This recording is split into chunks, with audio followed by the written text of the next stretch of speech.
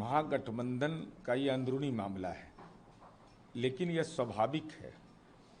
जब परिवार ही उलझ गया, कोई दादी का फोटो लेके घूम रहा है, कोई माँ पिता को साक्षात नामांकन में ले जा रहा है, तो गठबंधन के घटक दल का नेता घोषित नहीं होना, और अब उम्मीदवार का हाल ही है कि कोइलवर पुल पहुंचता है और खबर जाता है कि लौट जाइए, चाय पीना है, और उसका सिंबल उसका ले लिया जाता है।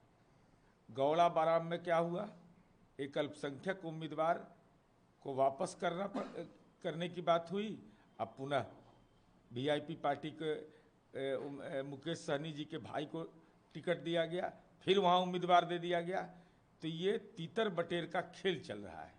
तो बिहार की जनता जानती है कि स्थायी सरकार वही दे सकता है जिसके पास निश्चय हो। तो निश्चय है नहीं, नेता है नहीं, तो स्वाभाविक है राजनीति की जो दुर्गति पहले हुई है वही महागठबंधन का होगा। नेता को लेकर तो आपके तरफ पे भी सस्पेंस हो गया। अमित शाह ने जिस तरीके का बयान दिया, नहीं, देखिए, माननीय अमित शाह जी ने जो बयान दिया, सूर्य टरे चंद्र टरे, टरे सकल संसार, विकास की राह से न टरे नीतीश कुमार, भरोसा नीतीश कुमार जी पर है। और उन्होंने प्रक्रिया के बारे में बोला। तो विधायक दल का नेता बुलाने का अधिकार तो प्रदेश अध्यक्ष जी को है, लेकिन प्रदेश अध्यक्ष जी ने सारे जगहों पर संकल्प लिया है, खुले मैदान में लिया है, प्रेस कॉन्फ्रेंस में लिया है। कोई लव करे या हेट करे, नीतीश कुमार जी को इग्नोर कैसे कर सकते? अमित शाह बार बार ये बात कहते हैं ना नीरज जी। अरे तो अमित शाह जी ने ही कहा है ना, उसके बाद अमित शाह जी का ये बयान है कि नीतीश कुमार जी के नेतृत्व में चुनाव होगा। तो चुनाव जिसके नेतृत्व में होगा, सफलता उसके नेतृत्व में गढ़ा जाएगा, तो दुल्हा राजनीति का बदल जाएगा। नीतीश कुमार मुख्यमंत्री रहेंगे एकदम पक्का, फिक्स। जिस तरीके से लगातार कैंपेनिंग हो रही है, प्रधानमंत्री का भी दौरा बिहार में होने जा रहा है। 24 तारीख को प्रधानमंत्री आ रहे हैं, 2 जगह पे चुनावी रैली को संबोधित करेंगे। कितनी मजबूती होगी? क्योंकि जब से प्रधानमंत्री, देखिए, आदरणीय प्रधानमंत्री जी का रैली व चुनावी कार्यक्रम का एक हिस्सा है। पहले भी आते रहे, और अपनी उपलब्धियों की चर्चा करना, विपक्ष पर राजनीतिक प्रहार करना, ये तो चुनावी रणनीति होता है।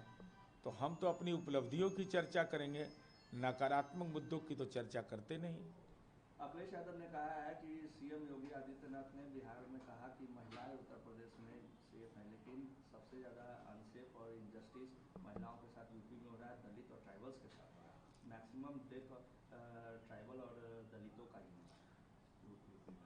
अब उत्तर प्रदेश में जो माननीय मुख्यमंत्री जी ने जिस परिप्रेक्ष्य में बोला होगा, उसके आंकड़े तो उत्तर प्रदेश की सरकार बताएगी, लेकिन बिहार ने वह करके दिखा दिया कि महिलाएं और खास करके बेटियों का पुलिस बल में नंबर 1, साइकिल से AK-47 की यात्रा, नागरिकों की सुरक्षा की जिम्मेवारी। तो महिलाएं स्वावलंबी हों, यह बिहार का नजरिया है। अब उत्तर प्रदेश में जो भी साक्ष्य जिसके आधार पर उन्होंने आरोप लगाया है, इसका जवाब तो उत्तर प्रदेश की सरकार ही देगी। राजेश राम काफी भावुक हो गए थे जिस तरीके से उनके खिलाफ उम्मीदवार उतार दी गई। देखिए, अब माननीय राजेश राम जी दलित समुदाय के व्यक्ति हैं, तो दलित का अपमान नहीं, राजनैतिक अपमान, अब लालूवाद के विचारधारा में नरसंहार, यही तो पूंजी है राष्ट्रीय जनता दल का। तो रोने से क्या मिलने वाला है? रोते रहिए, बिना उसके तो मुस्कुराएंगे नहीं। अब जानिए, आपका काम जाने। मुख्यमंत्री का चेहरा नहीं घोषित करने के कारण भी ये हो रहा है। देखिए, मुख्यमंत्री का चेहरा घोषित नहीं करना ये उनका अंदरूनी मामला है।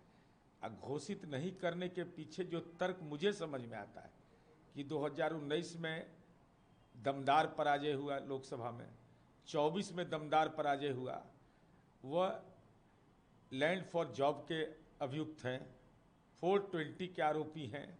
तो अब कांग्रेस पार्टी क्यों नहीं कर रही है? और राहुल गांधी जी को इस पर स्पष्ट करना चाहिए, क्योंकि जननायक की उपाधि चोरी करने में दोनों एक साथ हैं।